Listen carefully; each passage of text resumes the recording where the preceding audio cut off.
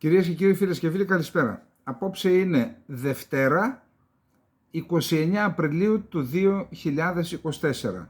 Έχουμε μπει στη Μεγάλη Εβδομάδα. Εύχομαι σε όλους να βιώσετε, να βιώσουμε την Μεγάλη Εβδομάδα όπως θέλει ο καθένας, τέλος πάντων, όπως ταιριάζει στον καθένα. Αυτό είναι και προσωπικό ζήτημα. Ζούμε όμως σε μια ελληνοορθόδοξη χώρα, έτσι.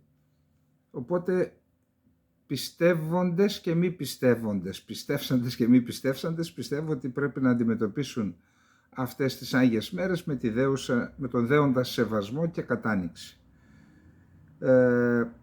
Θα ήθελα πρώτα απ' όλα, πραγματικά δηλαδή, είναι αντιφατικά τα μηνύματα, ορισμένοι, τα οποία είναι και ανοιχτά, μπορείτε να τα διαβάσετε στη χθεσινοβραδινή μας εκπομπή, που λένε, ένας που μου απάντησε τώρα από την Γερμανία και είπε: προσπαθώ να πείσω κάποιους ανθρώπους να εγγραφούν τελευταία μέρα σήμερα και να ψηφίσουν, και τους μιλώ για το συμμετέχω και δεν πιστεύουν. Λέει όλα είναι κανονισμένα, όλα είναι πουλημένα. Βέβαια, το έχουμε πει, άμα καείς από το γάλα φυσάς και το γιαούρτι. Ποιος θα σε πιστέψει? Εν πάση περιπτώσει, δεν έχουμε τίποτα άλλο να δώσουμε. Εμείς την αξιοπιστία μας δίνουμε, την όποια αξιοπιστία μας. Αυτό δεν έχουμε τίποτα άλλο. Ούτε λεφτά, ούτε πάτρονες, ούτε πρεσβείες, ούτε άλλα συμφέροντα οικονομικά ή άλλα. Είμαστε εμείς που βλέπετε, είτε οι 15 που υπογράψαμε, είτε οι υποψήφιοι ευρωβουλευτές. Εμείς είμαστε, δεν υπάρχει τίποτα άλλο. Σας διαβεβαιώ γι' αυτό, διότι είμαι από τους ανθρώπους που μαζί με τον κύριο Αϊφαντή και τους άλλους πρέσβες ξεκινήσαμε τις συζητήσεις για να ξεκινήσει αυτό. Και επειδή ξέρω τους ανθρώπους, σας διαβεβαιώ δεν υπάρχει τίποτα άλλο. Είναι αυτό. Και πιστεύω ότι είναι και μια αχτίδα ελπίδας. Ούτε καβαλήσαμε κανένα καλάμε, ούτε είναι μια αχτίδα ελπίδας. Και γνωρίζω ότι ανησυχούν. Πιο πολύ ανησυχούν κάποιοι απ' έξω, όχι από εδώ. Αυτοί είναι μεθυσμένοι από την εξουσία, ξέρετε, δεν. Και από το να μετρούν τα, ξέρετε. Έχω μάθει ότι σε ορισμένα δωμάτια έχουν πάρει και μηχανήματα αυτά που έχουν στις τράπεζες. Μετρούν τα πακέτα. Πού να σκεφτούν αυτοί τώρα για το μέλλον της χώρας, για το μέλλον των παιδιών, για τη στρατηγική του Κυπριακού ή της αντιμετώπισης της τουρκικής απειλής? Αυτά είναι ό,τι φάμε, ό,τι πιούμε και ό,τι αρπάξει η παλάμη μας. Το άλλο άστο, ούτως ή άλλως. Λοιπόν, λέει λοιπόν ο φίλος από τη Γερμανία, εντάξει, δεν έχω να πω τίποτα άλλο. Και πού είναι δυνατόν να πεις σε όλο τον κόσμο? Όμως είναι συγκινητικό. Δηλαδή μόνο αυτό το 24ωρο μπορεί να είναι και 10 άνθρωποι. Πραγματικά είναι συγκινητικό που λένε ήμουν αποφασισμένος να μην ψηφίσω, αλλά πήγα, εγγράφτηκα σε επιστολική ψήφο και θα ψηφίσω. Είναι πραγματικά συγκινητικό. Τώρα το τηλέφωνο ήταν, τι να κάνουμε τώρα, δεν θέλω να το απενεργοποιήσω για τις ανάγκες του συμμετέχου της Επιτροπής. Στη διάρκεια της εκπομπής το απενεργοποιούσα. Ένας άνθρωπος ήταν από τη Νέα Μάκρη και μίλησε με αγάπη για αυτό που ξεκινήσαμε. Πραγματικά είναι πολύ συγκινητικό. Με πάρα από 10 άτομα λοιπόν από χθες μέχρι σήμερα έγραψαν σχόλια και είπαν δεν θα ψήφιζα, αλλά ήρθε ένας άνθρωπος σήμερα από τον Καναδά, ένας άλλος από την Γαλλία, φίλος, και εργάζονται αθόρυβα για αυτήν την ιστορία. Και ξέρετε, μου είπαν τα παιδιά που χειρίζονται την πλατφόρμα ότι έχουν ξεπεράσει τις 7.000. Εγώ πιστεύω λοιπόν ότι ήδη έχει γίνει ένα μικρό θαύμα. Πάντα είμαστε προσγειωμένοι, πάντα. Εν πάση περιπτώσει, από ό,τι μου είπαν, δεν είναι στο χέρι μου, η πλατφόρμα προετοιμάζεται, ό,τι αναρτάτε θα έρχεται αυτομάτως στο email η ανάρτηση που αναρτάτε, είτε αυτό αφορά τα βιογραφικά των υποψηφίων, είτε εκδηλώσεις που θα γίνουν, παρουσίες, βίντεο, όλα αυτά θα έρχονται. Άρα αν λειτουργήσει αυτό το πράγμα όπως μου λένε, ήδη μπαίνουμε στη δημιουργία ενός σώματος. Ένα σώμα, πολλές ψυχές, ένα σώμα όμως. Ό,τι γίνεται θα το λαμβάνουν όλοι και φυσικά θα τα δούμε αυτά τώρα αυτές τις μέρες, ειδικά που τις Άγιες μέρες που δεν θα έχουμε άλλες ασχολίες, να συγκεντρωθούμε, θα δούμε, να παίρνουμε και τα μηνύματά σας και πώς θα αξιολογούνται, από ποιους θα αξιολογούνται. Όλα αυτά κάνουμε, τι να κάνουμε. Πρώτη φορά γίνεται το εγχείρημα, θα μας συγχωρήσετε και κάποιες αστοχίες. Αυτά λοιπόν για την Επιτροπή για την Εθνική Κυριαρχία και την Κύπρο και για το συμμετέχω. Εύχομαι καλή επιτυχία σε όλους τους υποψηφίους. Καλή επιτυχία σε όλους όσους συμμετέχουν σε εκλογές ανεξαρτήτως κόμματος. Αυτό γιατί ξέρετε, εντάξει, μπορεί να ασκούμε κριτική στο πολιτικό σύστημα, είναι κόστος όμως να ασχολήσει με την πολιτική και το καταλαβαίνω τώρα που εγώ δεν ασχολούμαι, αλλά ασχολούμαι με την Επιτροπή. Είναι κόστος χρόνου, ψυχής και αυτό που σε κάνει να επιμένεις είναι η αίσθηση ότι αυτό είναι απαραίτητο, ότι προσφέρεις στο κοινό, για το κοινό καλό, για την κοινωνία, για την πατρίδα μας. Λοιπόν, αυτά μπορείτε να μπείτε μέσα κάτω από την οθόνη που βλέπετε δεξιά είναι το περισσότερα, μπαίνετε εκεί, βρίσκεται καταρχάς το χρονοδιάγραμμα της εκπομπής και μετά πρώτο είναι η Επιτροπή, μπορείτε να μπείτε στην ιστοσελίδα και να διαβάσετε διάφορα πράγματα και αν θέλετε να κάνετε και την εγγραφή. Από σήμερα ή από χθες νομίζω δεν φαίνεται, γιατί ορισμένοι δεν θέλουν να εγγραφούν ούτε με τα αρχικά. Γιατί υπάρχουν φανατικοί νεοδημοκράτες εργοδότες που παρακολουθούν την ιστορία, γιατί κάποια ανησύχηση σας είπα, και σου λέει αν κάποια ονόματα είναι πολύ ειδικά, δει τα αρχικά, μπορεί να εντοπίσει κάποιον και να τον απολύσει. Τι να κάνουμε, υπάρχουν και αυτά. Οπότε δεν φαίνεται σήμερα ο κατάλογος από σήμερα με τους εγγεγραμμένους και η διαφορά αυτή που σας είπα χθες ήταν γι' αυτό. Κάποιοι έλεγαν δεν θέλω να με γράψετε, να φαίνομαι. Γι' αυτό είχαμε 4.200 φαινόταν και είχαμε άλλες 2.000-2.500 νομίζω που ήταν, τώρα είναι όλοι αφανείς ήρωες. Λοιπόν, αυτά είπαμε ότι για να φαίνεται η εκπομπή μπροστά και να ανεβαίνει και να μας βλέπουν περισσότεροι, πατάτε μου αρέσει και γράφετε και σχόλια. Δεν προλαβαίνουμε να απαντήσουμε σε όλους, είπαμε. Σας ευχαριστούμε για τη βοήθειά σας. Όσοι θέλετε να βοηθήσετε το κανάλι, υπάρχουν και 2 τρόποι παρακάτω, μπορείτε να τους δείτε. Ούτως ή άλλως σας ευχαριστούμε όλους για την οποιαδήποτε συμβολή και συνεισφορά σας και να περάσουμε στο πρώτο μας θέμα που είναι τα όπλα και τα πυρομαχικά που μας ζητούν οι σύμμαχοί μας για να δώσουμε στην Ουκρανία.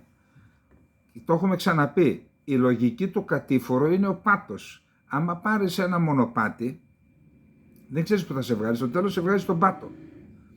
Είπαμε από την αρχή, η Ελλάδα είναι η μοναδική χώρα στην Ευρωπαϊκή Ένωση και στο ΝΑΤΟ που έχει σοβαρή απειλή και μάλιστα από μια χώρα μέλος του ΝΑΤΟ.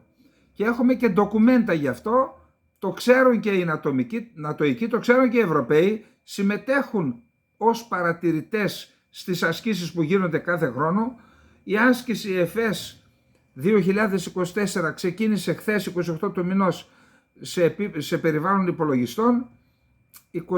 Στις 8 του Μαΐου τελειώνει η ψηφιακή άσκηση και στις 9 αρχίζει στο πεδίο με πραγματικά πυρά μέχρι το τέλος του Μαΐου.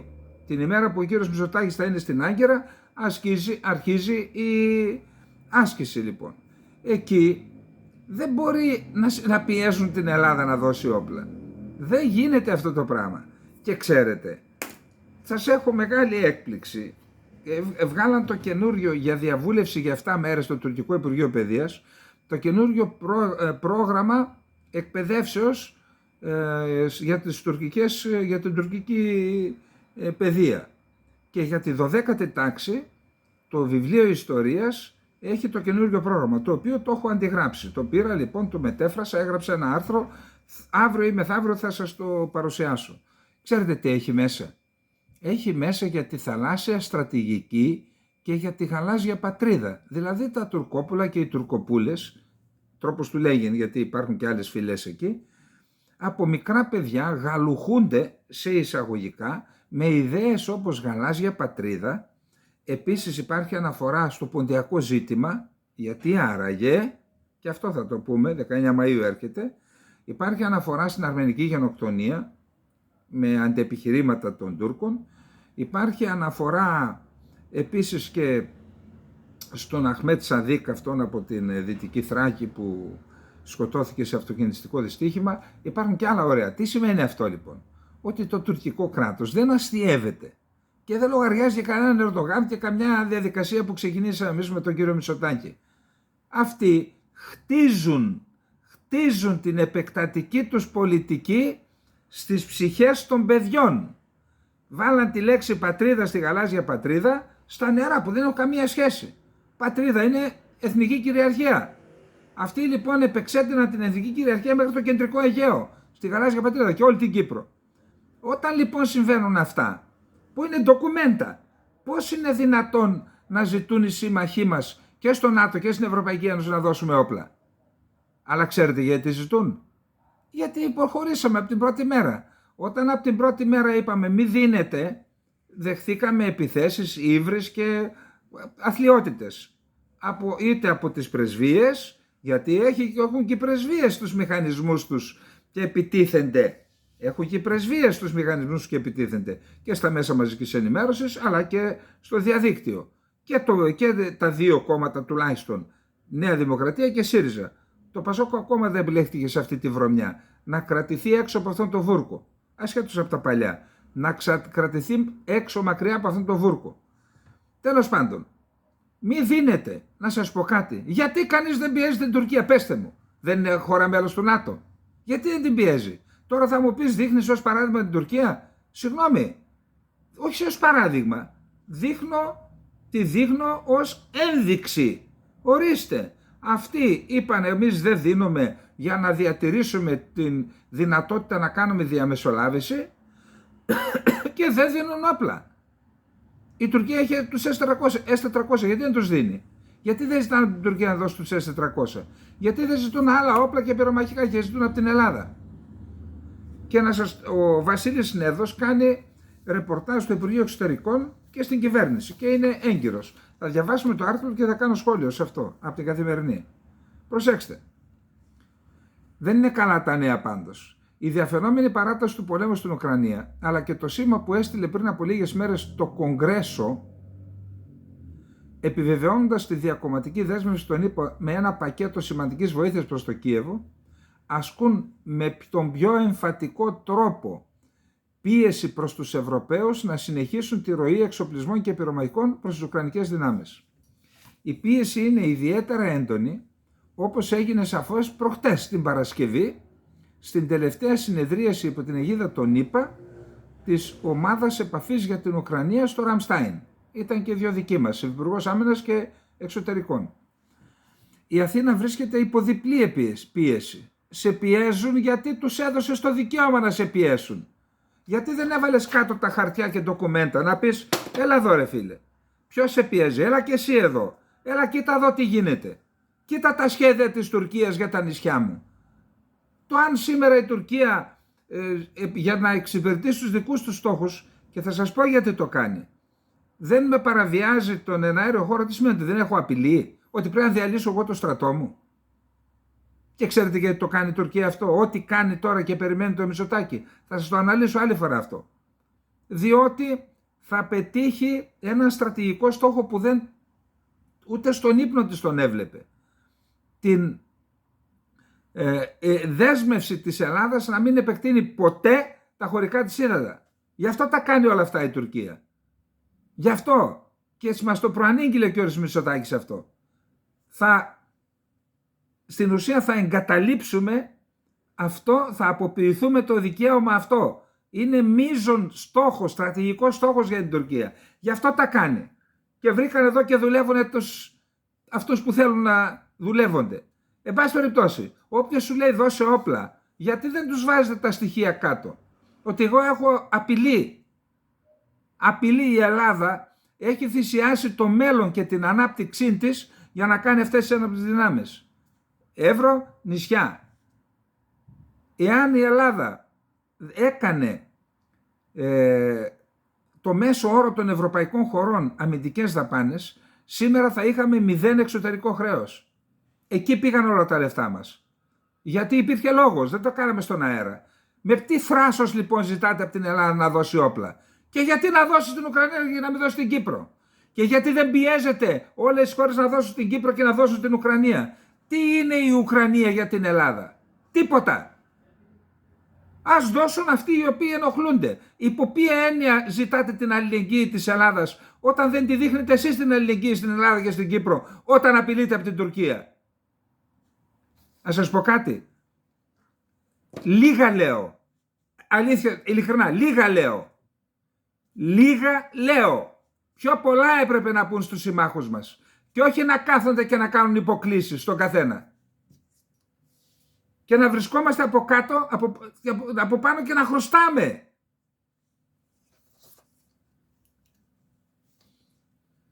Λοιπόν, η Αθήνα βρίσκεται υπό διπλή πίεση τόσο από την Ουάσιγκτον όσο και από τους εταίρους της σε επίπεδο Ευρωπαϊκής Ένωσης, κυρίως από το Βερολίνο, που μας χρωστάει 2-3 όπως λέει ο κύριος Χρυσανθόπουλος, ο πρέσβης, οι οποίοι θεωρούν ότι η Ελλάδα δεν έχει ακόμα παραχωρήσει όσα θα της αναλογούσαν στο πλαίσιο της διατλαντικής ελληνικής. Από πού και ας πού? Από πού και ως πού? Εσείς όταν η Τουρκία μας παραβίαζε τόσα χρόνια δείξατε αλληλεγγύη στην Ελλάδα? Εσείς όταν κάνει η Τουρκία άσκηση και θα κάνει πάλι σε 20 μέρες και θα καταλαμβάνει ελληνικό νησί, δείξατε αλληλεγγύη στην Ελλάδα και ζητάτε αλληλεγγύη από την Ελλάδα σε ποιον? Στην Ουκρανία που δεν έχει καμία σχέση με τον ΝΑΤΟ και την Ευρωπαϊκή Ένωση? Ρε άντε και από εδώ, άντε από εδώ. Και κάθεστε και δέχεστε, είστε εσείς εκπρόσωποι της Ελλάδας, δέχεστε πιέσεις για αυτά? Δεν τους θέλετε να πάνε να κάνουν τη δουλειά που ξέρουν?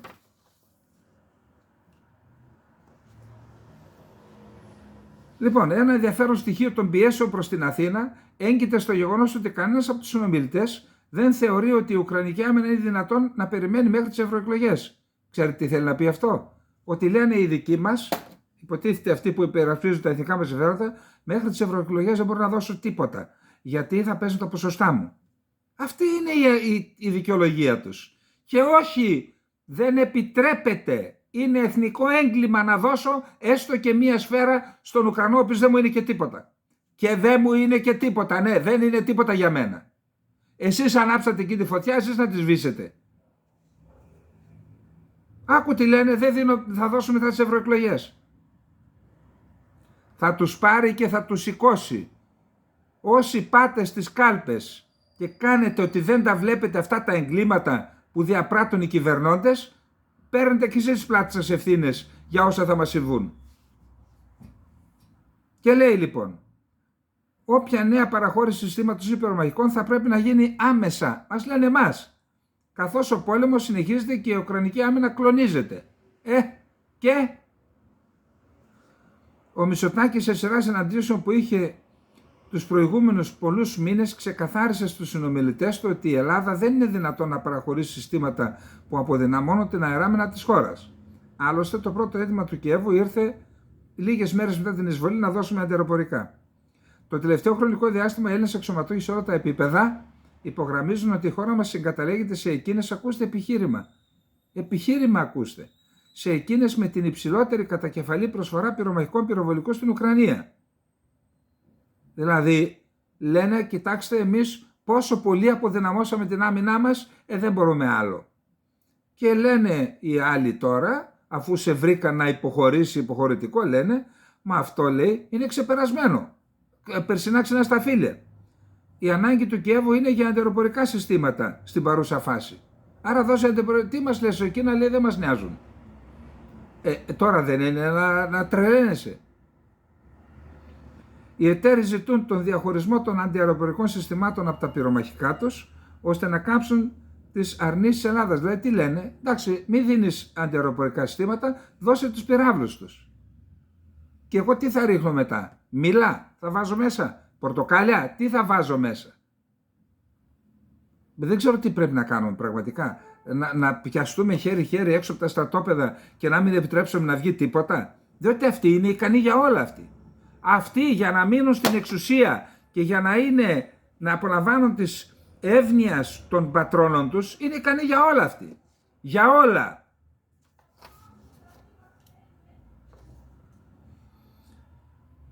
Λοιπόν, τα τελευταία αιτήματα των Ουκρανών στην Αθήνα. Βοήθησαν ποτέ αυτή την Ελλάδα, τους βοηθήσουμε κι εμείς? Δεν κατάλαβα. Προσέξτε. Πέρα από ανταλλακτικά και πυράβλους, τη ζητάνε ανταλλακτικά και πυράβλους για τα μαχητικά F-16. Άκουσον. Ανταλλακτικά και πυράβλους για τα F-16 από την Ελλάδα. Γιατί είμαστε παραγωγός. Και τη συνέχιση της υποστήριξης για το πυροβολικό, δώστε και άλλα βλήματα 155 χιλιοστών, περιλαμβάνονταν αντιαεροπορικά συστήματα ρωσικής και όχι μόνο κατασκευής, δηλαδή S-300, SA-8, όσα, Κροτάλ και Χοκ. Και τα Χοκ θα θέλουν και τα Κροτάλ τα γαλλικά. Γαλλικά πρέπει να είναι. Ακόμα και αν αυτά έχουν βλάβες ή προβλήματα, φέρτε, θα τα επισκευάσουμε εμείς. Για όσους λένε ότι δεν μπορούν να επισκευαστούν εκτός Ρωσίας. Είναι ιδιαίτερα ενδιαφέρον ότι στη λίστα των Ουκρανών δεν συμπεριλαμβάνονται οι Patriot. Το οποίο όμως μας το ζητάνε οι Γερμανοί να δώσουμε τους Patriot. Και ξέρετε τι μας λένε? Ορίστε. Και η Τουρκία πλέον δεν έχει τις συστοιχίες Patriot τις ισπανικές, γιατί οι Ισπανοί παίρνουν τα Patriot από την Τουρκία να τα δώσουν στην Ουκρανία. Σου λέει, αφού δεν έχει η Τουρκία, μα αυτά δεν είναι της Τουρκίας, είναι της Ισπανίας. Ακούστε, τρέλα, παλαβομάρα. Μας λένε δηλαδή, αφού η Τουρκία αποδυναμώνεται, από ποιον αποδυναμώνεται? Ποιος θα έριχνε πυράβλο στην Τουρκία? Οι Κούρδοι που δεν έχουν πολεμική αεροπορία? Ποιος? Εμείς βλέπουμε κάθε μέρα τι γίνεται. Ξέρουμε τα σχέδια της Τουρκίας. Θα τα δούμε τώρα με την ΕΦΕΣ.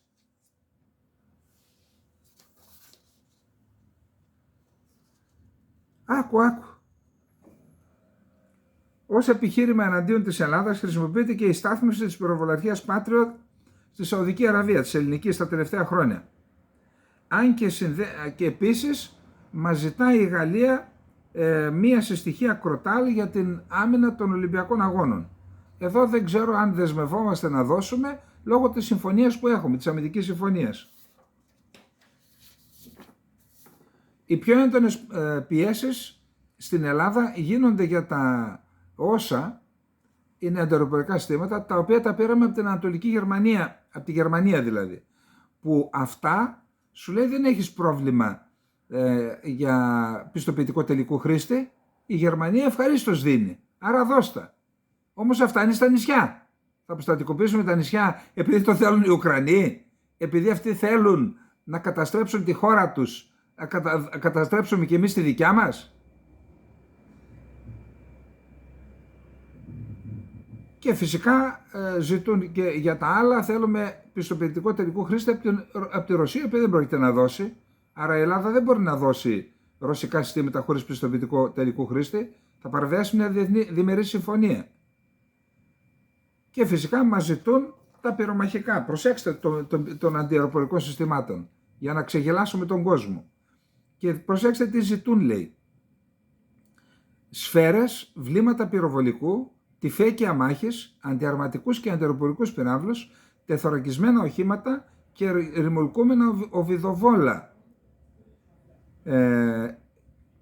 Το Κίεβο έχει ζητήσει επιπρόσθετη στρατιωτική βοήθεια από την Αθήνα. Πιο συγκεκριμένα η χώρα μας καλείται να παραχωρήσει εξελιγμένα αντιαρματικά συστήματα, πολλαπλούς εκτοξευτές πυράβλων και το σημαντικότερο αντιαεροπορικά συστήματα μικρού και μεγάλου βελληνικούς. Προσέξτε εδώ τώρα.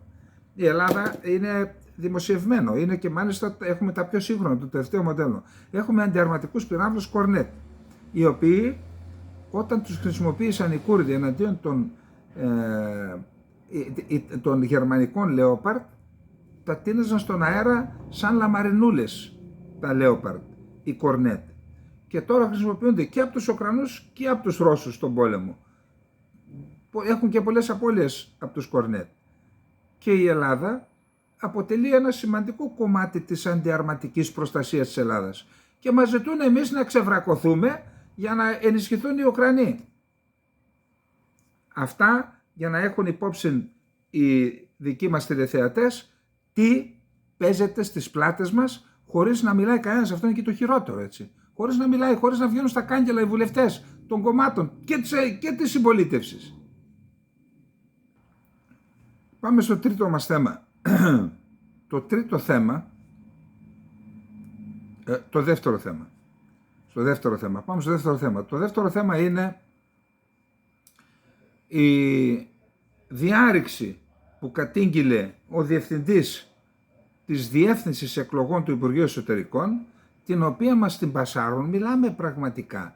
Αυτά είναι φαινόμενα και πρακτικές μιας ολοκληρωτικής κυβέρνησης ενός ολοκληρωτικού καθεστώτος.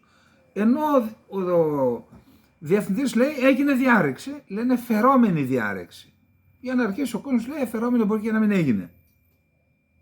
Στο Υπουργείο Εσωτερικών, στο τμήμα εκλογών, 40 μέρες πριν τις εκλογές. Και ενώ λίγες μέρες πριν το κράτος έγινε ένα με το κόμμα, έδωσαν τα στοιχεία χιλιάδων Ελλήνων του εξωτερικού, προσωπικά δεδομένα που είναι και κακούργημα από ό,τι άκουσα από τον κύριο Μάντζιο του Πασόκ, το οποίο είναι και, δεν ξέρω, πάντως είδα ότι ο Ανδρουλάκης ζήτησε και την παρέτηση της Κεραμέως. Επιτέλους τα κόμματα να κάνουν και τη δουλειά τους. Δεν μπορούμε να ζητάμε εμείς που είμαστε ασήμαντοι την παρέτηση της Κεραμέως και να μην τη ζητάνε τα κόμματα. Λοιπόν, ακούστε τι είπε ο Ανδρουλάκης σήμερα το πρωί στο Open. Τη μία κλέβουν παράνομα τα mail χιλιάδων εκλογέων.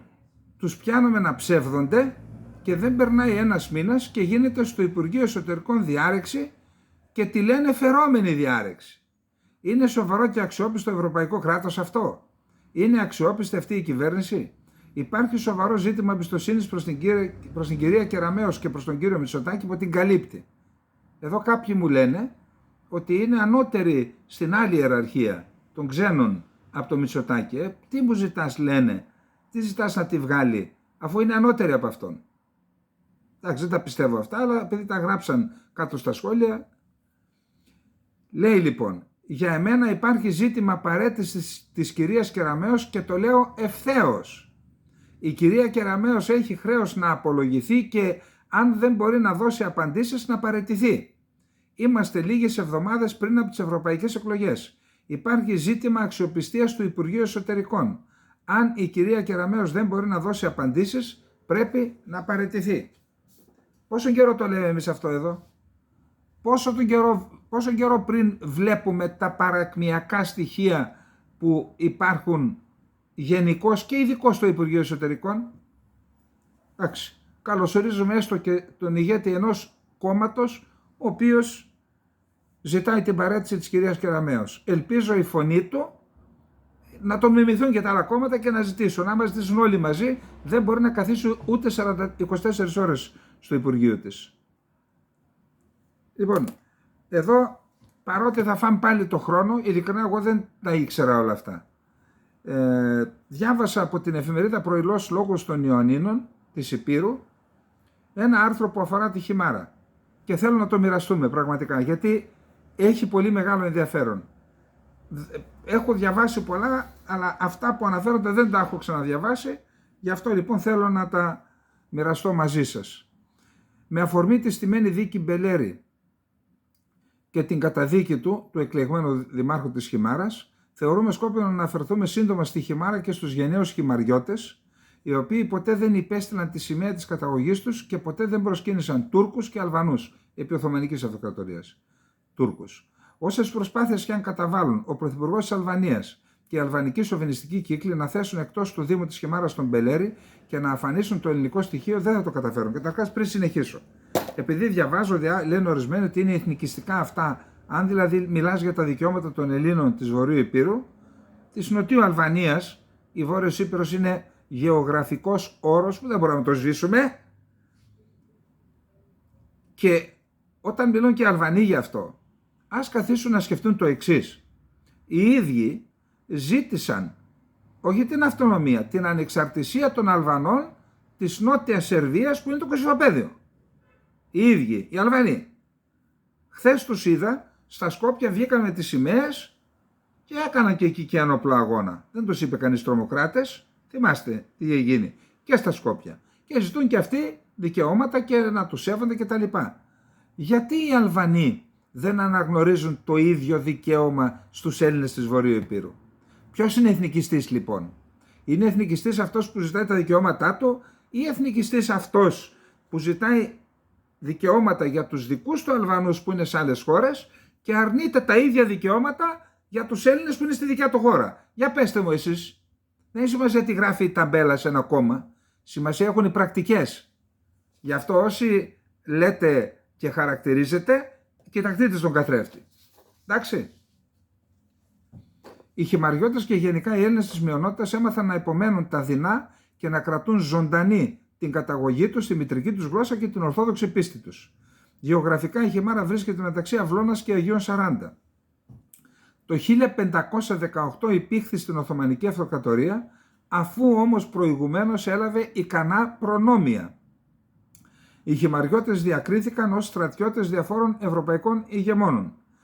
Μετήχαν στα ελληνικά επαναστατικά κινήματα και στο κίνημα Ορλόφ 1769, 1771, 1773. Με τον Σπυρομήλιο συμμετείχαν στην Ελληνική Επανάσταση, κυρίως στη στερεά Ελλάδα. Η Χιμάρα αποτελούσε και αποτελεί την Ακρόπολη του ελληνισμού. Λαός υπερήφανος οι χυμαριώτες, πολεμικός, ευγενικός, δίκαιος και ελεύθερος, ζει από αμνημονεύτων χρόνων πάνω στα τραχιά όρη των ακροκεραυνίων και διακρίνεται για την αξιοσύνη του και την αντρία σε δύσκολες εποχές. Σκορπισμένα στις υπόρειες των ακροκεραυνίων ωραίων και κατά μήκος των ακτών βρίσκονται τα χωριά. Βούνος, που νομίζω ότι είναι και το χωριό του Ράμα και του διοικητή της CIA του Τένετ, Δρυμάδες, Πολιάσα, η αρχαία Παλέστα, Πάλιορη, Κυπαρό, Λούκοβο, Πικέρνη, Νιβίτσα, Μπόρση, Άγιος Βασίλειος, Λικούρση και η πόλη της Χιμάρας, που αποτέλεσαν τον κυματοθράφστη βαρβαρικών επιδρομών αλλά και των Τουρκαλβανών στα νεότερα χρόνια, γεγονός που οι σύγχρονοι Αλβανοί με τίποτα δεν το συγχωρούν στους χυμαριώτες και αναφέρομαι σε όλους τους Έλληνες της περιοχής.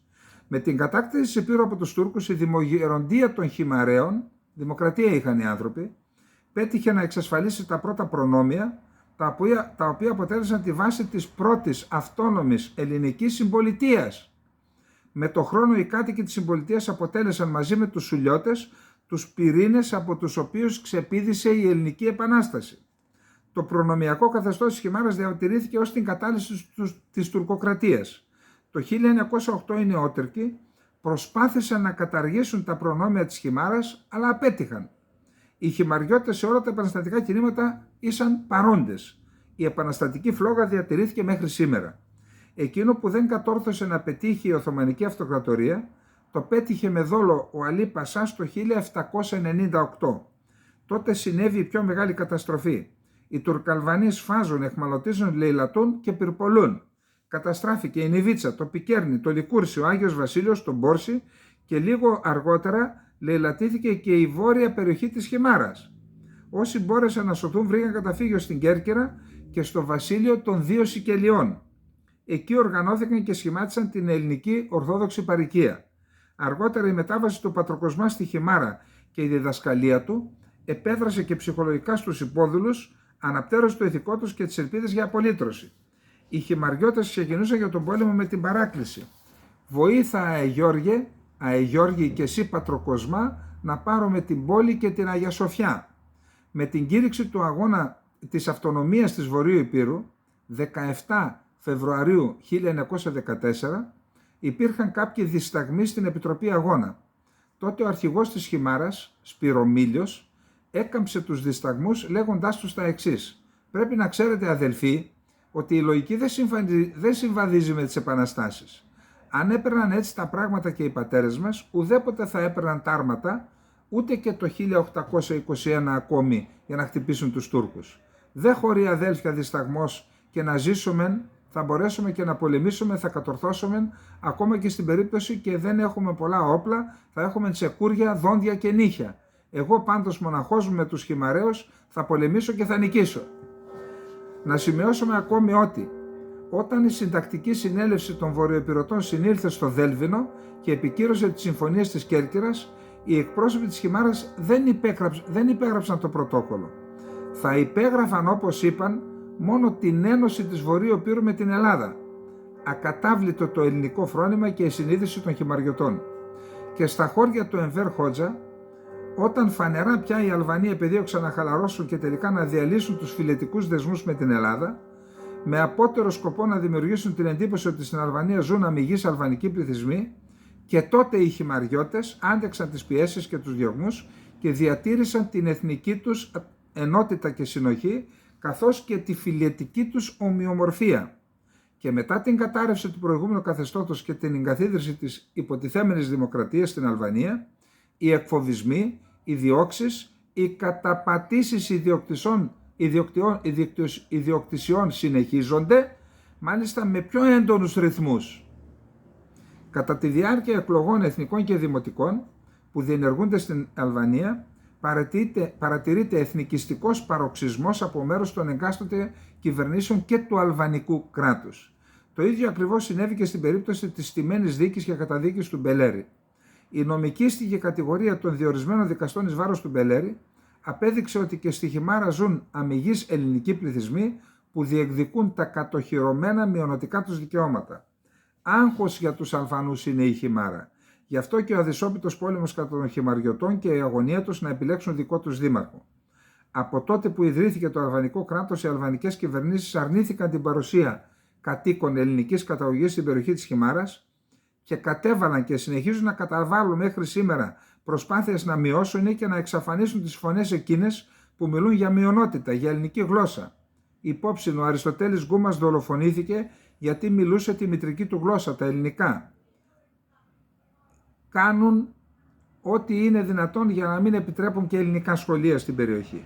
Ξεχνούν οι Αλβανοί ότι στην περιοχή της Χιμάρας ομιλείται ελληνική γλώσσα και οι κάτοικοι της διατηρούν τα ελληνικά, τα πατρογοτικά τους ήθη και έθιμα και έχουν συνείδηση της ελληνικότητάς τους εδώ και χιλιάδες χρόνια, όχι αιώνες, πριν εμφανιστούν οι Αλβανοί στην περιοχή. Η προσπάθεια αλβανοποίησης των Ελλήνων της περιοχής απέτυχε. Δεν κάπτεται το φρόνημα των Χιμαριωτών.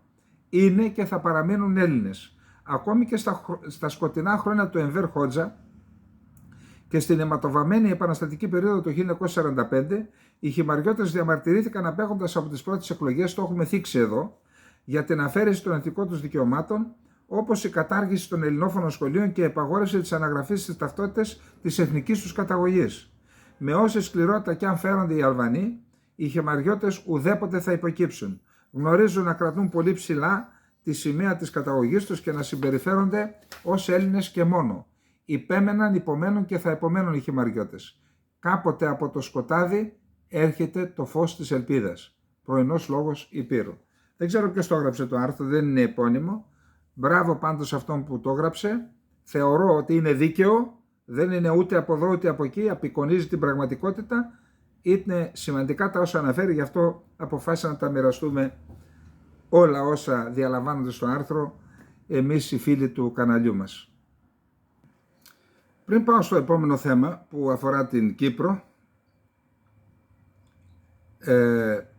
νομίζω ότι, εντάξει, το ψάξα και το ψάχνω ακόμα, προαναγγελία κάνω, σε άλλες εκπομπές θα τα πούμε όταν έχω όλα τα στοιχεία. Νομίζω ότι βρήκα το λόγο για τον οποίο μίλησαν για θαλάσσια πάρκα. Ενώ δεν έχουν υποβάλει σχέδιο θαλάσσιο χωροταξικό σχεδιασμό στην Ευρωπαϊκή Ένωση, μας παρέπεψε η Ευρωπαϊκή Ένωση στο Ευρωπαϊκό Δικαστήριο και θα πληρώσουμε πρόστιμο και θα συνεχίζουμε να πληρώνουμε όσο δεν υποβάλλουμε θαλάσσιο χωροταξικό σχεδιασμό, στον οποίο συμπεριλαμβάνονται και τα θαλάσσια πάρκα. Εδώ είναι η παλαβομάρα.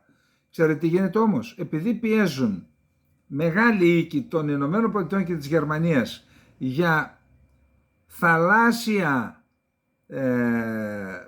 αιωλικά πάρκα,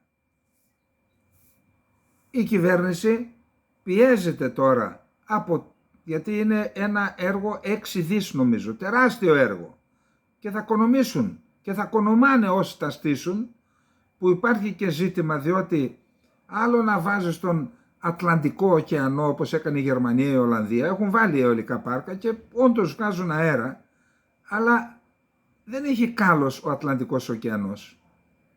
Το Αιγαίο έχει κάλος και οι Κυκλάδες. Άμα πας και χώσεις 140 μέτρα ύψος έχουν, χώσεις τις ανεμογεννήτριες μέσα στη θάλασσα, θα καταστρέψεις την ομορφιά του Αιγαίου.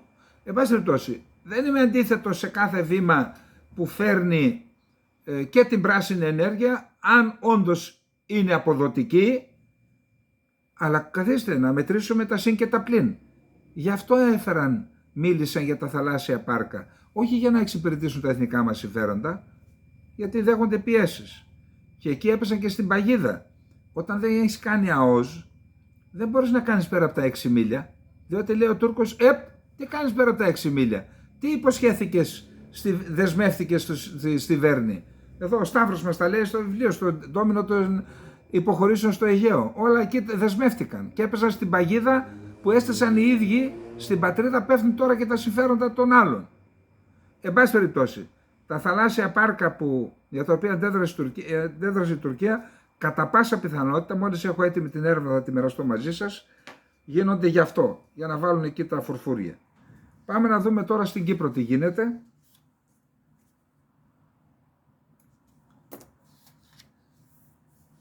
Ο Σάμβας Ιακωβίδης, στην σημερινή. Ο Νίκος Χριστοδουλίδης, γνήσιος πολιτικός κλόνος του Αναστασιάδη, επιμένει να εκλιπαρεί τον Τούρκο για συνομιλίες διάλυσης της Κυπριακής Δημοκρατίας, που του βροντοφωνάζει ότι απαιτεί όλη την Κύπρο και όχι απλώς δύο κράτη. Να το καταλάβουν πρόεδρος και κομματάρχες. Οι Έλληνες, θα πούμε ξανά, ένα βροντερό όχι στην τουρκοδιζωνική τους, όχι στην κατάλυση της Κυπριακής Δημοκρατίας, όχι δεν θα τουρκέψουμε, όχι δεν θα βάλουμε θέση. Την Τετάρτη 24 Απριλίου συμπληρώθηκαν 20 ακριβώς χρόνια από το ιστορικό και σωτήριο όχι του κυπριακού ελληνισμού στο τερατούργημα Ανάν. Όπως είπε παραφράζοντάς τον και ο μέγας ποιητής μας Καβάφης, οι Έλληνες της Κύπρου βρέθηκαν στις 24 Απριλίου 2024 μπροστά σε ένα μεγάλο ναι και σε ένα μεγάλο όχι. Ή θα νομιμοποιούσαν δια της υπογραφής των τη μετατροπή της Κύπρου σε ένα απεχθές και επαχθές τουρκικό προτεκτοράτο με προοπτική οριστικής κατάποσής του από τον Ατήλα, ή θα βροντοφώναζαν ένα μεγάλο και ισχυρό όχι στα τουρκικά και ξένα σχέδια για την παράδοση της Κύπρου αυτάνδρης σε μια νέα τουρκοκρατία. Θα παραθέσω μερικές προσωπικές μαρτυρίες από εκείνη τη δύσκολη, τραγική και εφετική εποχή. Μετά την υποβολή του πρώτου σχεδίου Ανάν, 11 του 2002, η σημερινή, της οποίας ήμουνα αρχισυντάκτης, το Ράδιο Πρώτο και η τηλεόραση Σίγμα, με επικεφαλής τον διευθυντή του συγκροτήματος Δίας Κώστα Χατζικοστή, απορρίψαμε το σχέδιο. Με καθημερινή αρθρογραφική και αναλυτική ενημέρωση, εξηγούσαμε προς την ηγεσία του τόπου και προς τους πολίτες γιατί αυτό το ανοσιούργημα έπρεπε να απορριφθεί. Προσέξτε τι ρόλο έπαιξε ο έντιμος τύπος και όχι τα γιουσοφάκια των πρεσβειών και του Ερντογάν. Λοιπόν, είχαμε να αντιπαραταχθούμε, προσέξτε, προς τους διασώτες του ναι, με επικεφαλής τον τότε πρόεδρο του Δημοκρατικού Συναγερμού Νίκο Αναστασιάδη, τον Νίκο Χριστόφια του ΑΚΕΛ και την ηγεσία του και άλλους υποστηρικτές του σχεδίου. Ο Νίκος Αναστασιάδης, ο Γιάννης Κασουλίδης, ο Αβέροφ Νεοφύτου, ήταν η πιο ένθερμη προαγωγή του σχεδίου με εκφοβισμούς, απειλές και προειδοποιήσεις ότι θα μας επιβάλλουν το σχέδιο, ότι θα επέλθει μικρασιατική καταστροφή αν δεν το δεχθούμε, είχε πει ο Κασουλίδης, και ότι ο Γλάφκος Κληρίδης, ορκιζόμενος στο Ιερό Ευαγγέλιο, προτεμούσε να πεθάνει παρά να δει την απόρριψή του. Στις 23 Μαρτίου 2004 πραγματοποιήθηκε η διάσκεψη στο Μπούργενστοκ. Δεν θα ξεχάσω ποτέ την εικόνα που είδαμε όλοι στους τηλεοπτικούς δέκτες. Ακούστε εδώ. Προσήλθε πρώτα ο Ερντογάν, ευθυτενής, υψάφχην, με σηκωμένο τον Αφιένα δηλαδή, με σουλτανικό ύφος υπερφύελου νικητή, αφού είχαν γίνει δεκτές οι 11 αξιώσεις του Ζιάλ, του διπλωμάτη, του Υφυπουργού Εξωτερικών. Μετά ακολούθησαν ο πρόεδρος Παπαδόπουλος και ο Έλληνας πρωθυπουργός Κώστας Καραμανλής, κατηφής, περιδεής, με σκυμμένο το κεφάλι.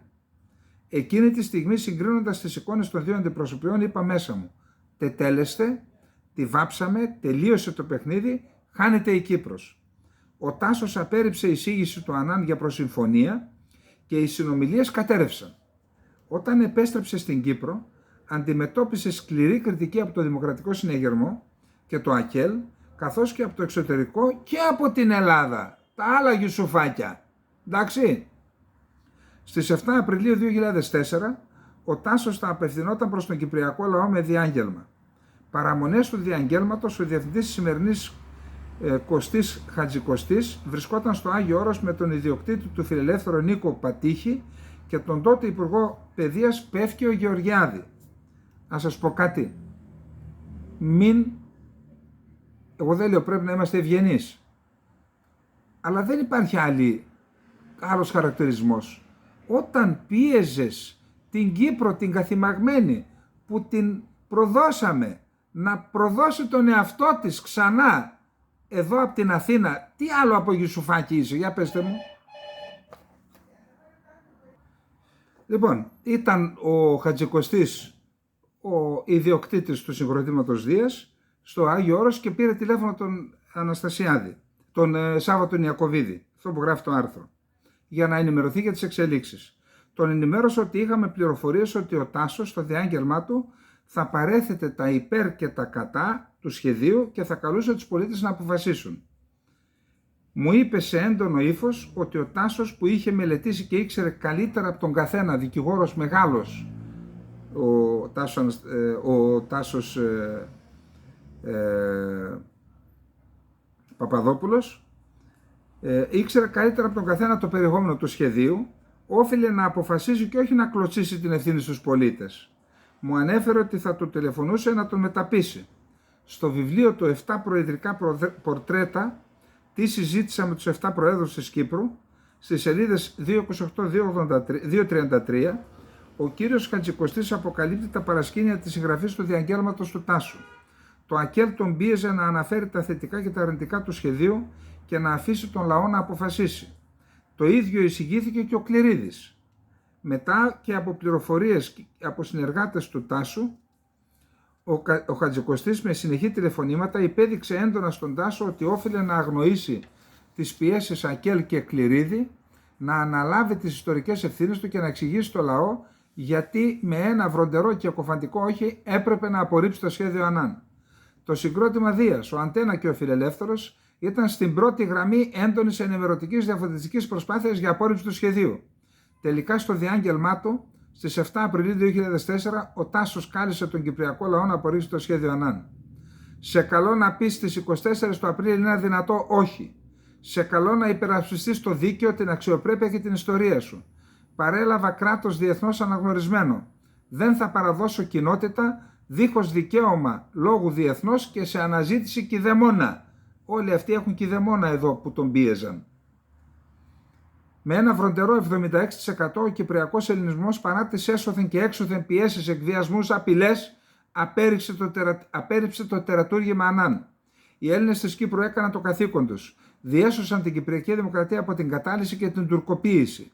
Οι ηγέτες τους όμως αποδείχθηκαν ανεπαρκείς, σπιθαμιαίοι, ευεπίφοροι σε πιέσεις και εξοργιστικά ασεβέστατοι στη δημοκρατικά εκπεφρασμένη βούλησή τους.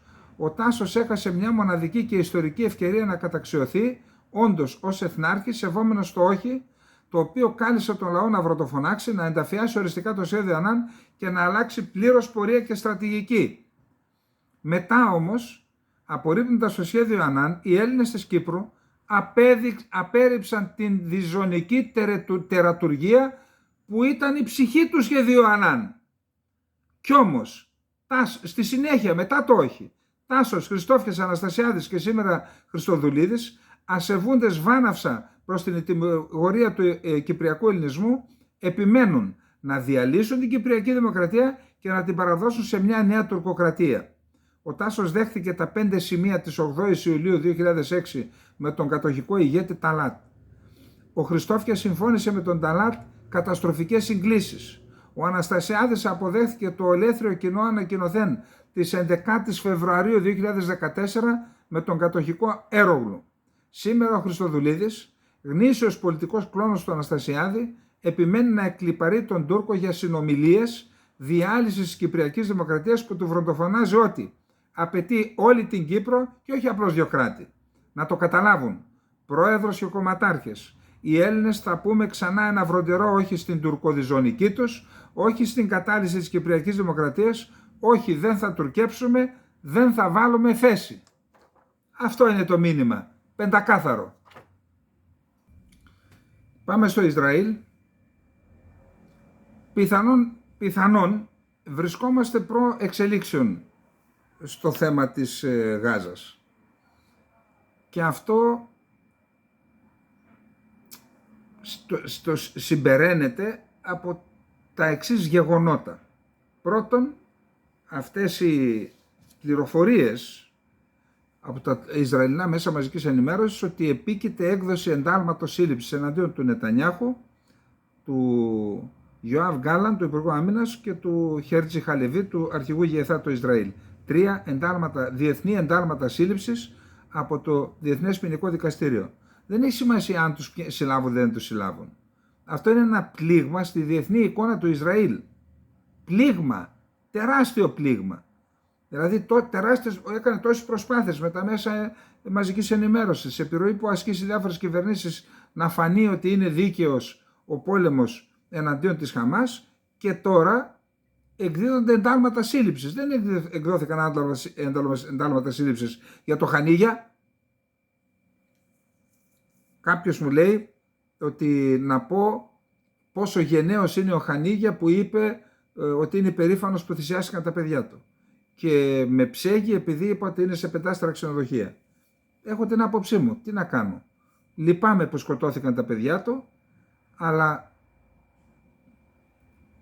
αντιλαμβάνομαι τις δυσκολίες που περνούσε ο Παλαιστινιακός λαός κλεισμένος σε σειρματόπλεγμα στη φυλακή της Γάζας, αλλά δεν είμαι σίγουρος εάν η επιλογή του, καταρχάς είπαμε ότι να πας και να σκοτώνεις παιδιά, ούτε οι Παλαιστίνοι το δέχονται, η εισβολή που έκαναν. Αυτό δεν δικαιολογεί ότι αδικήθηκαν αυτοί, δεν δικαιολογεί τα εγκλήματα που έκαναν, αλλά εν πάση περιπτώσει δεν είμαι σίγουρος για το ρόλο που έπαιξε διαχρονικά η Χαμάς, δεν είμαι σίγουρος, στο κατά πόσο χρησιμοποιήθηκε από το Ιράν για στόχους του Ιράν και όχι για τα δίκαια των Παλαιστινίων, και εν πάση περιπτώσει το γεγονός ότι έχασε τα παιδιά του δεν αναιρεί το άλλο ότι ζει εν ασφαλεία σε πεντάστερα ξενοδοχεία. Αυτή είναι η αλήθεια. Πώς θα την πούμε αλλιώς.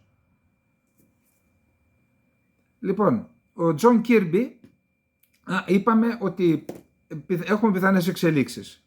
Ένα είναι τα διεθνή εντάλματα σύλληψης. Δεν ξέρουμε αν εκδοθούν, αλλά ξέρετε, σφίγγουν οι τέτοιοι όταν ακούς ότι θα σου εκδώσουν, όσο μάγκας και να είσαι. Το δεύτερο είναι οι διαδηλώσεις στην Αμερική. Ταρακουνήθηκε το σύστημα. Νομίζω ότι είναι 900, έχουν συλληφθεί 900 φοιτητές μέχρι τώρα. Είναι ασύλληπτο το νούμερο. Το Κογκρέσο, η Επιτροπή Παιδείας, κάλεσε τον πρόεδρο του Πανεπιστημίου του Κολούμπια. Δεν ξέρω να απολογηθεί. Σε όλα τα πανεπιστήμια σηκώθηκαν παλαιστινιακές σημαίες. Αυτό λοιπόν ασκείται μια πίεση στον Biden.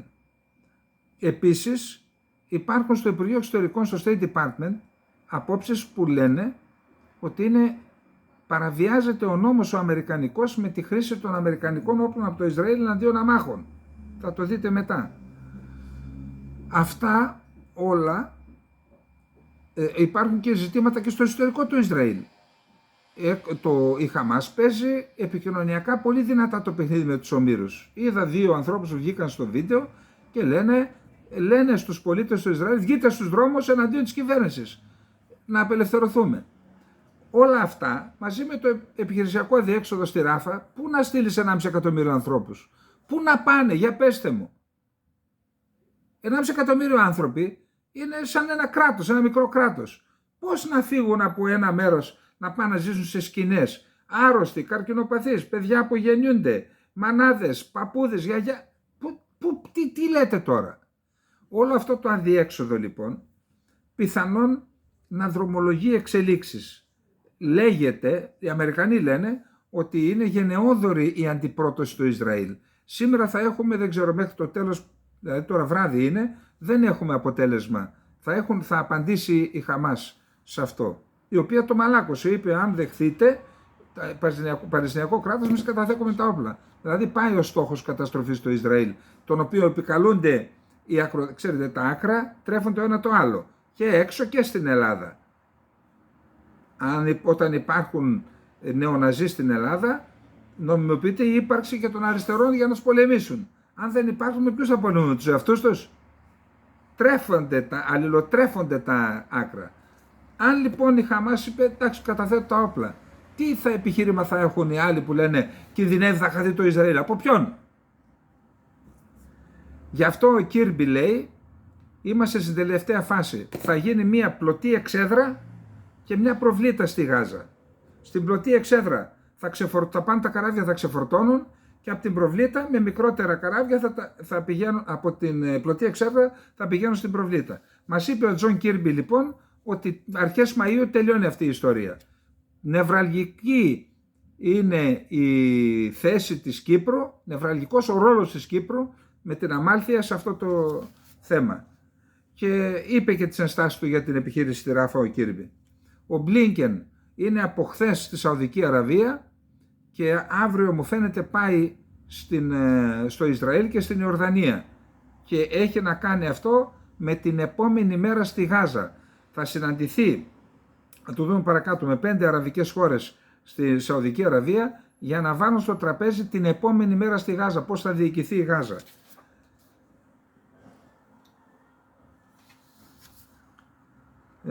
Ναι, θα συζητηθεί με Κατάρ, Αίγυπτο, Σαουδική Αραβία, Εμιράτα και Ιορδανία για την επόμενη μέρα. Στα σχέδια του Μπλίνκεν περιλαμβάνεται η χρηματοδότηση της ανοικοδόμησης του Παλαιστινιακού εδάφους ή ακόμα η υποστήριξη για την εφαρμογή νέων δομών διακυβέρνησης μετά τον πόλεμο.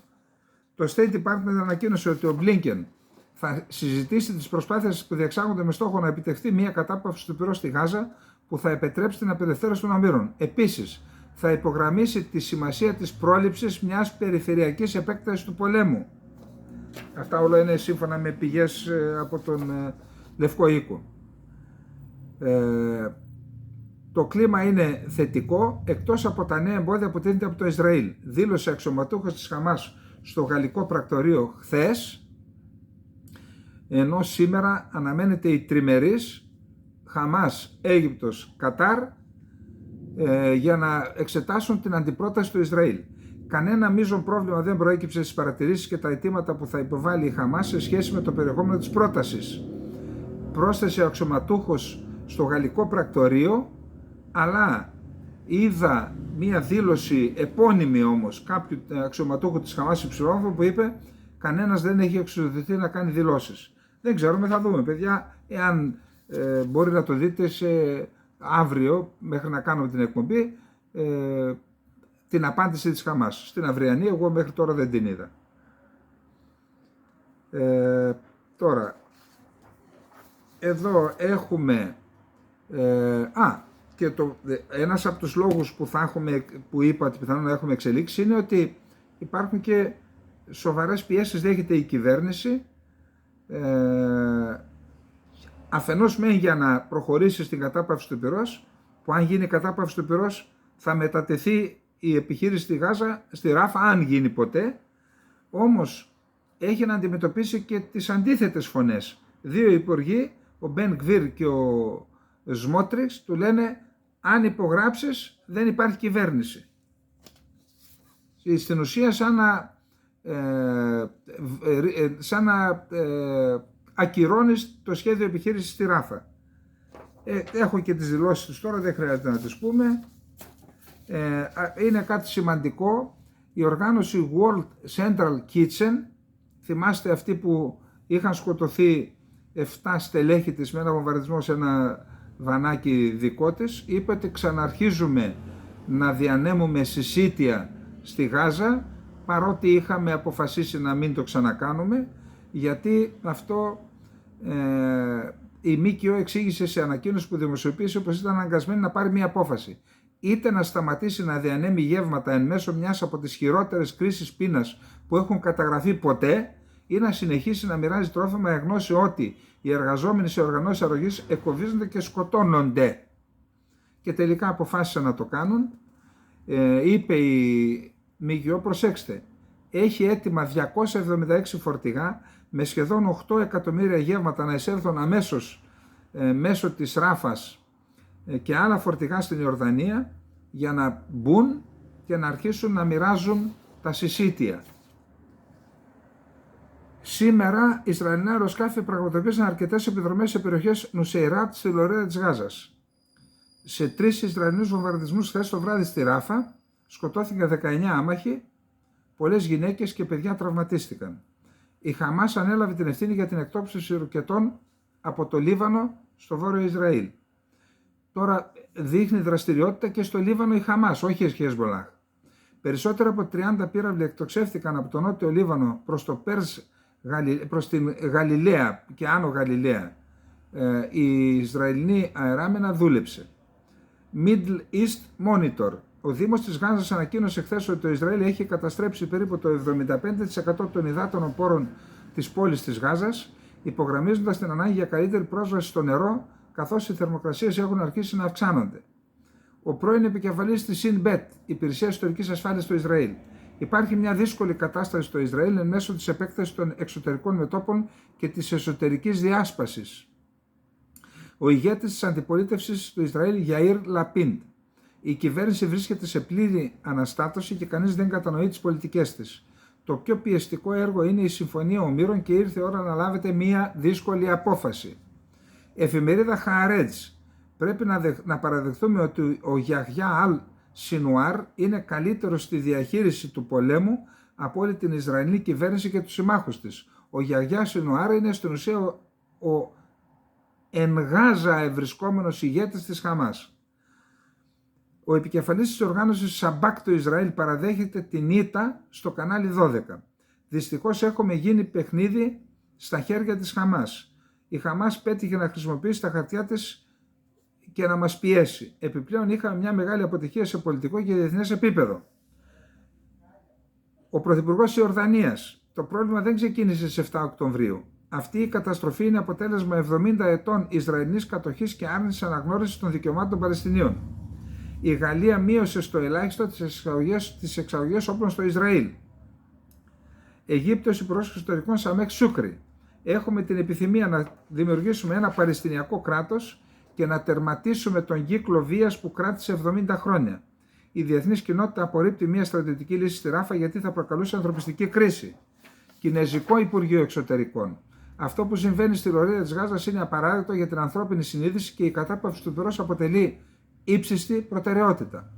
Υπουργείο Εξωτερικών του Ιράν. Η ασφάλεια και η σταθερότητα δεν θα επιτευχθούν στην περιοχή μας μέχρι να τελειώσει η κατοχή των Παλαιστινιακών εδαφών. Υπουργός Εξωτερικών της Ιορδανίας. Ανακοινώσαμε στο Ιράν και το Ισραήλ ότι η Ιορδανία δεν θα γίνει πεδίο μάχης μεταξύ τους. Διοικητής του πολεμικού ναυτικού, τον φρουρό της Επανάστασης, όχι του κανονικού. Η στρατηγική του Ιράν στον Περσικό κόλπο είναι η ειρήνη, η ασφάλεια και η φιλία και οι ξένοι παραβιάζουν την ασφάλεια στην περιοχή μας. Το 40% του φυσικού αερίου και το 62% του πετρελαίου στην περιοχή βρίσκονται στον Περσικό κόλπο. Σήμερα έχουμε καθιερώσει την ασφάλεια του στενού του Ορμούς και την καθημερινή διέλευση 83 πλοίων από τα στενά. Οι Ηνωμένες Πολιτείες της Αμερικής. Σε τηλεφωνική επικοινωνία με τον Νετανιάχου, ο Μπάιντεν τόνισε για άλλη μια φορά τη σταθερή δέσμευση των ΗΠΑ στην ασφάλεια του Ισραήλ. Το CNN, σύμφωνα με εκπρόσωπο του Υπουργείου Εξωτερικών των ΗΠΑ, υπάρχει διαφωνία εντός του Υπουργείου σχετικά με τη χρήση όπλων από το Ισραήλ που του παρέχονται βάσει του διεθνούς δικαίου. Ορισμένοι δεν πιστεύουν ότι το Ισραήλ χρησιμοποιεί αμερικανικό όπλα σύμφωνα με το διεθνές δίκαιο. Δεν υπάρχει συνένεση για το εάν οι διαβεβαιώσεις του Ισραήλ για αυτό το θέμα πρέπει να γίνουν αποδεκτές. Υπουργός Εξωτερικών των ΗΠΑ, Μπλίνκεν, είμαστε μάρτυρες της χειρότερης κρίσης στη Μέση Ανατολή από το 1948. Ποτέ στην αμερικανική ιστορία δεν υψώθηκε η Παλαιστινιακή σημαία σε όλες τις πανεπιστημιοπόλεις. Ο λαός της Γάζας στέλνει τα ευχαριστήριά του. Η καταστολή των φοιτητών στις ΗΠΑ συνεχίζεται. Σύμφωνα με την Washington Post και με βάση διαθέσιμα στατιστικά στοιχεία, τουλάχιστον 900 άτομα έχουν συλληφθεί στη διάρκεια των διαδηλώσεων τις τελευταίες 10 μέρες στις ΗΠΑ.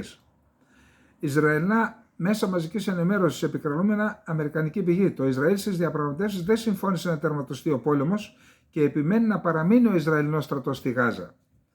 Η προσήλωση Biden στην Ουκρανία βλάπτει τη ΣΥΠΑ στην αντιπαράθεση με την Κίνα. Όσο περισσότερο ο Μπλίνκεν εμπλέκει τις ΗΠΑ στην Ουκρανική σύγκρουση, τόσο λιγότερη προσοχή δίνει στην περιοχή της Ασίας Ειρηνικού, γράφει η Japan Times. Και εμείς τα λέμε από εδώ, από την αρχή. Κινεζικά μέσα ενημέρωσης. Ο πρόεδρος Xi Jinping θα επισκεφτεί τη Γαλλία, τη Σερβία και την Ουγγαρία την επόμενη εβδομάδα. Υπόψη είναι ότι το Παρίσι αναλαμβάνει την Προεδρία της Ευρωπαϊκής Ένωσης. Η διανομή της αμερικανικής βοήθειας αντικατοπτρίζει πεντακάθαρα τις προτεραιότητες της Ουάσιγκτον. 60,8 δισεκατομμύρια δολάρια στην Ουκρανία, 26,4 δισεκατομμύρια στο Ισραήλ, 8,1 δισεκατομμύρια στην Ταϊβάν. Άρα πρώτη προτεραιότητα Ουκρανία, δεύτερη Ισραήλ, τρίτη Ταϊβάν. Οι BRICS πραγματοποιούν εμπορικές συναλλαγές αξίας 260 δισεκατομμυρίων δολαρίων χωρίς το δολάριο. Οι χώρες των BRICS στοχεύουν να εξαλείψουν το δολάριο ΗΠΑ από όλο το παγκόσμιο εμπόριο και τις συναλλαγές ως το 2025, το μεταξύ τους. Στόχος του μπλοκ είναι να τοποθετήσει τα τοπικά νομίσματα πάνω από το δολάριο των ΗΠΑ για να ενισχύσει τις εγχώριες οικονομίες και τις επιχειρήσεις.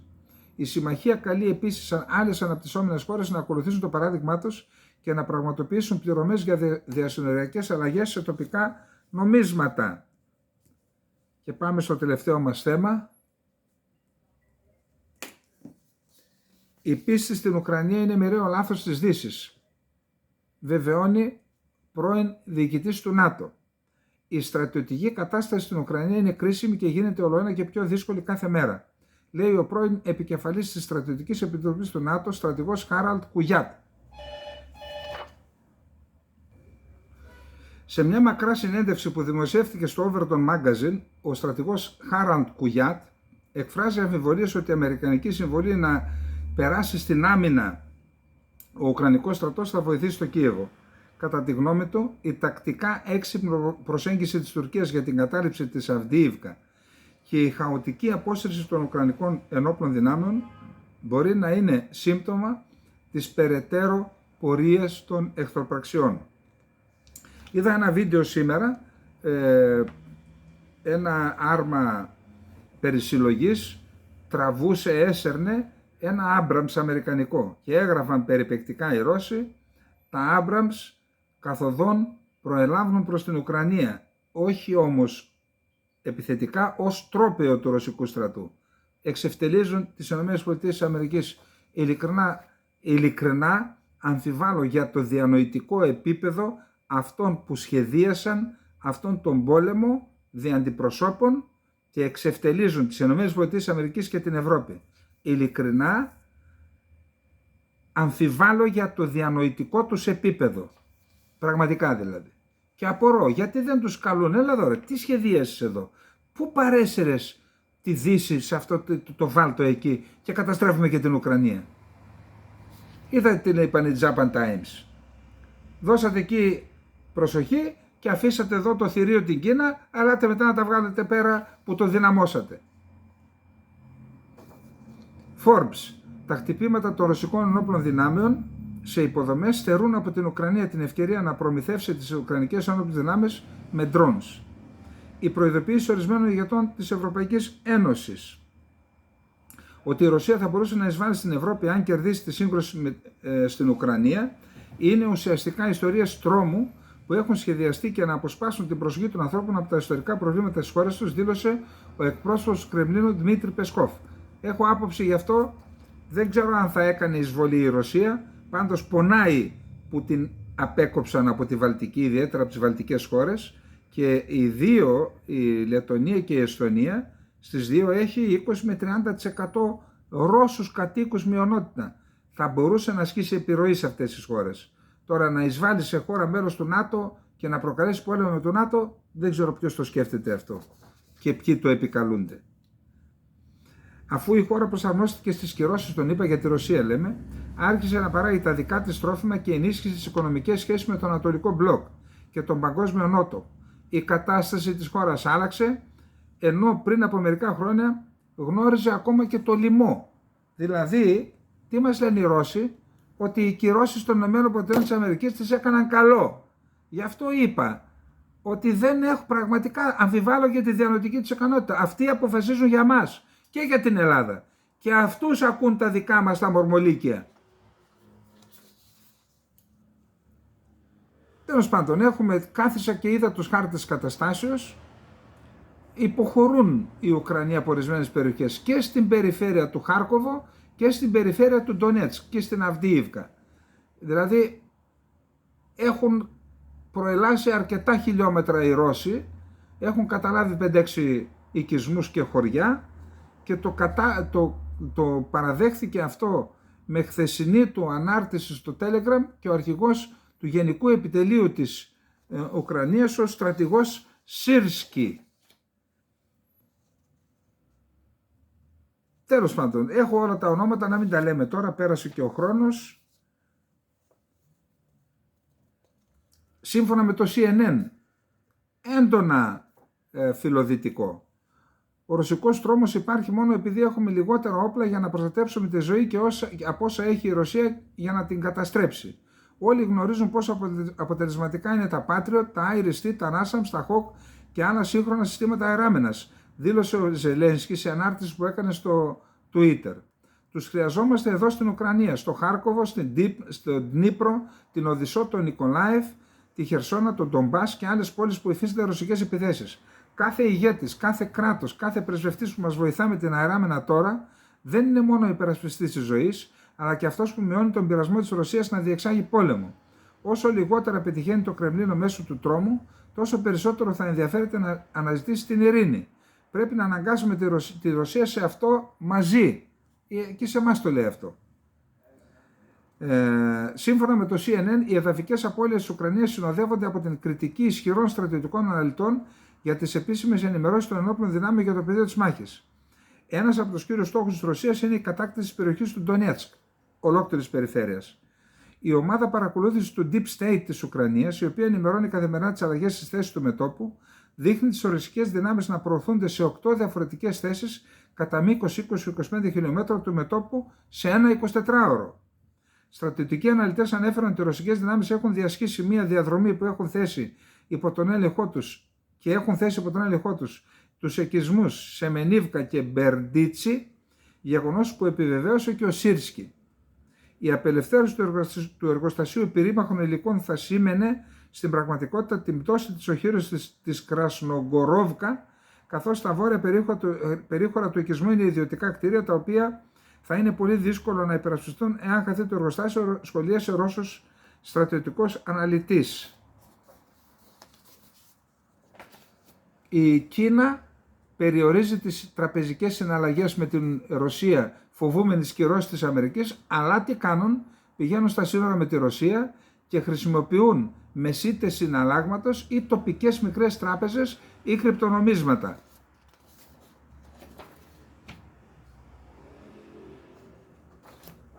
Τα άλλα που τα αφήναμε πάλι τα κρίσιμα που είπαμε, σας έχω μια πολύ σημαντική μελέτη για τη Γερμανία και για τη Γαλλία. Θα τα αφήσουμε για αύριο, διότι σήμερα δώσαμε βαρύτητα στα όπλα που ζητούν να στείλουμε στην Ουκρανία και στο θέμα της χιμάρας που είναι τεράστιο ζήτημα. Λοιπόν, αυτά είχαμε να πούμε και απόψε. Για άλλη μια φορά καλή μεγάλη εβδομάδα εύχομαι σε όλους, να περάσουμε να βιώσουμε με κατάνοιξη αυτή την εβδομάδα και με σεβασμό και στα θεία πάθη και σε αυτούς που πιστεύουν. Όσοι δεν πιστεύουν να δείξουν σεβασμό σε αυτούς που πιστεύουν και σεβασμό στη χώρα. Να υπενθυμίσουμε το συμμετέχω, την Επιτροπή για την Εθνική Κυριαρχία και την Κύπρο. Μπείτε κάτω από τα περισσότερα, δείτε πώς μπορείτε να εγγραφείτε, να μας κάνετε δυνατότερους. Και φυσικά μου αρέσει, πατάμε στο βίντεο. Επίσης γράφουμε σχόλια, δεν μπορώ να απαντώ σε όλους παιδιά, εντάξει τι να κάνουμε. Και όσοι θέλετε να βοηθήσετε το κανάλι, υπάρχουν δύο τρόποι κάτω από το χρονοδιάγραμμα της εκπομπής, μπορείτε να το κάνετε. Λοιπόν, ευχαριστώ, να είστε όλοι καλά, καλή νύχτα.